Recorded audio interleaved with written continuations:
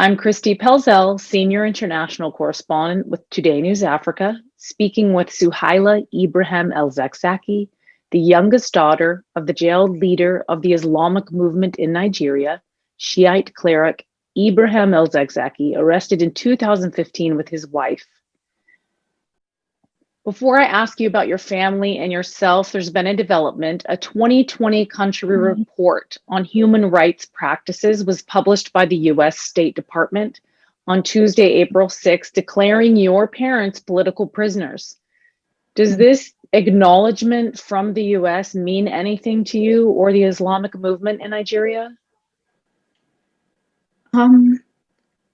So from the very beginning of my parents' imprisonment and the initial attack on the Islamic movement and our home, it has always been politically motivated. And I believe that we've always held that opinion, and we've always said that it was a political motivation. It wasn't purely just based on religious differences and all that. So having that acknowledgement is good. I'm hoping it will be good in perhaps as it pertains to people looking into the case. It might help with people's perception of it. I'm not sure if it will, I'm not entirely sure if it will actually change the situation, considering the government, I'm not really sure where they are leaning towards in terms of the situation of my parents, whether or not they're planning on actually releasing them. They have previously ignored court orders, and even with the current proceedings, well, we don't know what they would actually decide to do, whatever the outcome may be. Where are your parents right now? Why are they there? How are they doing? They're currently in the Kaduna State Prison. They were moved there about a little over a year. Last year in December, they were moved. Not last December, I mean 2019, in December 2019. They were moved to the Kaduna State Prison. Prior to that, they were held in detention in a home belonging to the security apparatus of Nigeria, like DSS. They were held by DSS before that for the years since 2015, since when they were arrested in 2015.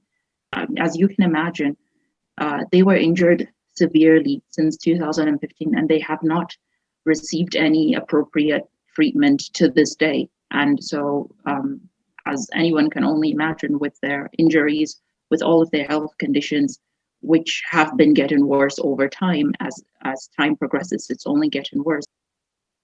Wow, that's really, really bad. There's a hearing in May. Many expect your father and mother to be released, people who are very hopeful. But I understand their home has been destroyed. Many of their children, your brothers and sisters, have been killed. Where will they go when they get out? What's left? Well, I mean, in terms of our home that was destroyed, obviously that's gone. But you know, the most important thing ultimately is for them to be released. I mean, they still have family, they still have us, and I'm sure we would figure out what will be done when they are actually released. For the past few years, I mean, it must be really difficult for them if you think about it, as you mentioned. I mean, where will they go? They've destroyed our home and killed my siblings, you know, my parents' kids. And over the years, like, imagine, you know, their kids were killed and then they're isolated from everybody. So they're not even allowed to properly grieve the loss and to have that opportunity to, you know, if you're going through something. I mean, I'm on the outside, for example, I'm able to communicate with other family members freely and probably, you know, have some type of consolation in that sense. But, you know, they're not. And we really hope that the courts would actually make a reasonable decision, because there is no basis for keeping them. What does the world not know about Shiite cleric Ibrahim el-Zackzaky, the father, the husband? What do people not know about him? Well, I'm guessing a lot. I imagine most people may have only, I mean, there's enough people who probably only even heard about my father because of the massacre in 2014 and 15. And so obviously there would be a lot missing out of what he is like, or what both my parents are like. He's always been like a really involved parent, I would say. And for example, it's him being a scholar. So a lot of children, how we grew up, would probably go to formal schools, and then maybe in the evenings would go to an Islamic school to take classes or things like that. My dad homeschooled us on those things. For example, we would always have a tutoring session with him almost every weekday, not weekends.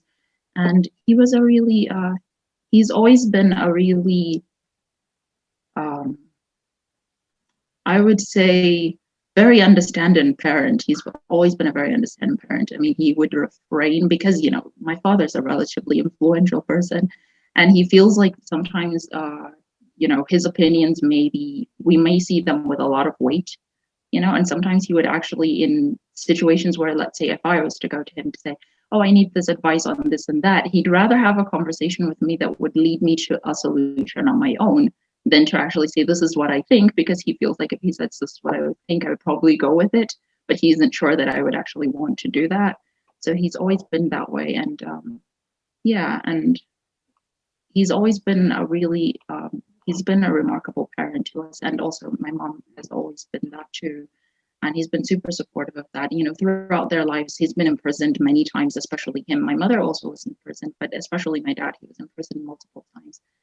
And yeah, despite that, I would say that we wouldn't necessarily say throughout our childhood we have a major sense of missing him, because whenever he was there, he was really there. So that was really great for us.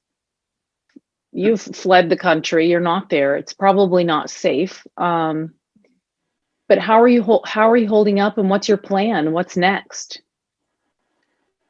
Well, I mean, as you can imagine, it's not exactly an easy situation being away from family, and also being, I mean, I would say forced to be away from family, because even though, I mean, after what happened, I was in Nigeria for a little bit, but now that I'm not there, I mean, it's really difficult with my, you know, it's not really a normal situation, because with my parents, for example, we're not able to keep in touch with them. We're not even able to properly check in on them and make sure what's going on. I mean, most of the time we're just blind on the situation, you know. If something comes up, sometimes, you know, my mother, for example, would have all these different health situations that would come up, and we wouldn't even find out until days after, you know what I mean? Because, I mean, they would have to inform us, and these things are just, yeah, it makes for a very anxious existence, because we're constantly, I'm especially constantly anxious as to what is gonna come, what news am I gonna hear, you know? I will return to Nigeria, I believe. I mean, as soon as my education is done, I do plan to return to Nigeria, whether or not they're released, because I think that being there, I might be able to potentially help better. But I don't know. I mean, but it's the plan to go back there. If I had a message, it would be that, you know, for us, especially the family, and also overall the Islamic movement, it was kind of shocking initially when all of this happened, and also really disappointing to a reasonable extent that, you know, something like this could happen in a time you know, you really think in today's world the government would need a reasonable, some type of justification to actually, and no justification could be found basically to do something like that. But if there was, it would have made more sense. You know what I mean? If there was any logical path to why would someone do this. So it's very disappointing overall, the whole occurrences that has been happening up until now, and the fact that the government continues to kill people and continues to crack down on the Islamic movement all these years, showing no remorse for what they have done. I mean, if they had just done that, maybe perhaps showed remorse or tried to make amends or something of that sort, it would make sense. But they're not exactly doing that, and it's just extremely disappointing. At the same time, also that I believe that there could be more voices on this issue, and there isn't. I've watched so many videos. I've read so many, you know, articles and papers on this, and you can go down many paths with theories of why this has happened, politically motivated by different countries, or you know, he was a threat to different things. There's so many theories, and it's just so hard to pin it on one thing and say, this is exactly why this is happening to him. Thank you very much for, you know, trying to shed some light on the situation. We really, really appreciate it. Sure, absolutely. Okay, I will be in touch. Thank you.